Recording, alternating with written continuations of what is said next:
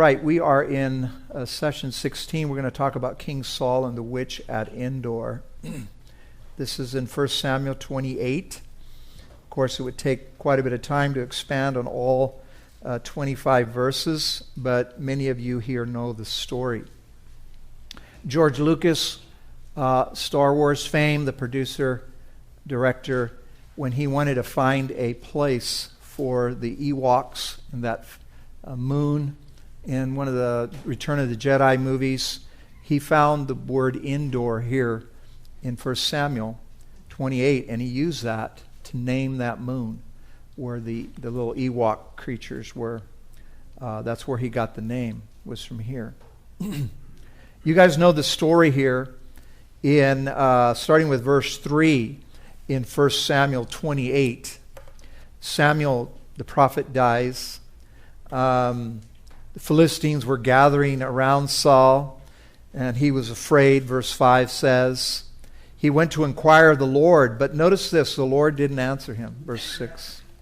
He tried dreams, he tried the Urim and the Thummim, he tried talking to prophets, and nobody had a word because God was silent toward him. And the bad part about it for him, because see, that's what happens. People consult the Lord and they don't seem to get a word, so what do? They consult witchcraft, they consult mediums.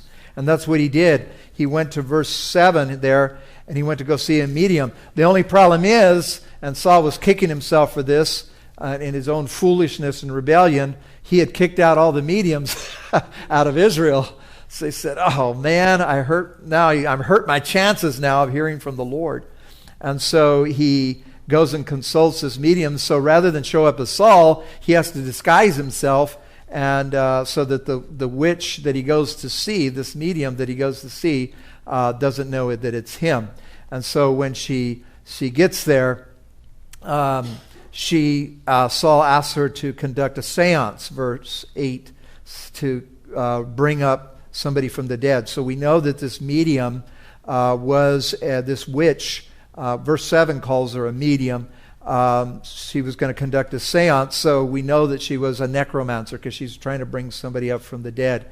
Necro, the Greek word for dead, and mancer, mante is the Greek word for divination. So you're using divination to try to communicate with somebody from the dead. Again, can I tell you, when a person is dead and they've gone on to either heaven or hell, you can't communicate with them. So who are you communicating with? You're communicating with evil spirits, right? You're not communicating with that dead person.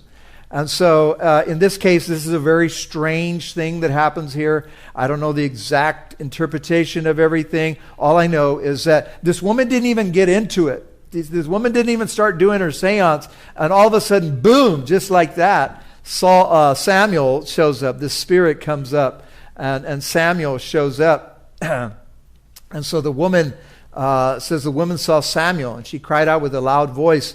And right away when she saw who it was, she says, oh, you're deceiving me, and I know who you are. You're Saul. So she realized, oh, man. And so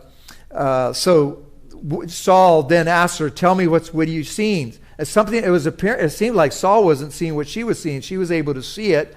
And verse 13 says, she says, I saw a spirit ascending out of the earth. Now that must have been really scary to see that. And then he asked, verse 14, what did he look like? What form was he? And he says, was an old man. He's covered with a mantle, and he realized it was Samuel. And so he bowed down with his to the ground and bowed down. Now, whether it was actually Samuel coming up from the dead and speaking to him, I don't know. Or whether it was an evil spirit, because at the end of the day, whatever was spoken to him, whether it was Samuel or whether it was an evil spirit, at the end of the day, what was pronounced over King Saul was total doom and destruction for him, his family. He says, tomorrow you're all going to be here with me. You're all going to be dead. What a terrible thing. And he was just left on the floor with this curse that is being pronounced over him. God has rejected you. He's raised somebody else. David is king. You've been rejected, so it doesn't matter who you go to. You're not going to get a word. You're just going to be killed. And so he ends up getting killed. That leads into the next few chapters here where he ends up dying. The Philistines surround him and kill him and take his head off. And so anyway, very terrible situation that happened from him. Once again, if you need a word from God, we need to go to the Lord. And so, no, I put here in the notes, no, never consult anyone who practices witchcraft. Never, ever. No tarot cards, no Ouija board, no horoscopes, no psychics, no wizards, no palm readers, no sorcerers. Anything and everything associated with witchcraft will bring a curse into your life. You're playing with fire and you will be burned. Demons are involved and they will put a terrible hook in your jaw and they will hold you captive for many years to come. Go to Jesus Christ. Go to the Word of God. Go to the light and not to the darkness. So if you're in a situation where you're wanting to hear from God and you can't seem to hear from the Lord, then just keep seeking the Lord. Just don't feel bad about it. Just keep reading, keep studying. If you have to ask another Christian brother or sister something, go ahead and do that. But don't feel like I gotta have this word. Well, maybe God's silence is giving you a message. You don't need to hear anything right now. Maybe you need to stay put. Maybe you need to stay where you're at. You don't need to hear all that stuff. But don't go and consult a witch or a medium or anybody else to try to get a word, or some prophet even to go get a word. Just get into the Word of God and let the Lord renew your mind. So in the last session, and we'll be done, we're going to talk about evil objects, books, artifacts, and symbols. So in this one, we're just going to pull out all the stops. We're going to just go look at all the different things that people bring into their house that can be cursed objects. Blessing and honor, glory and power be unto thee.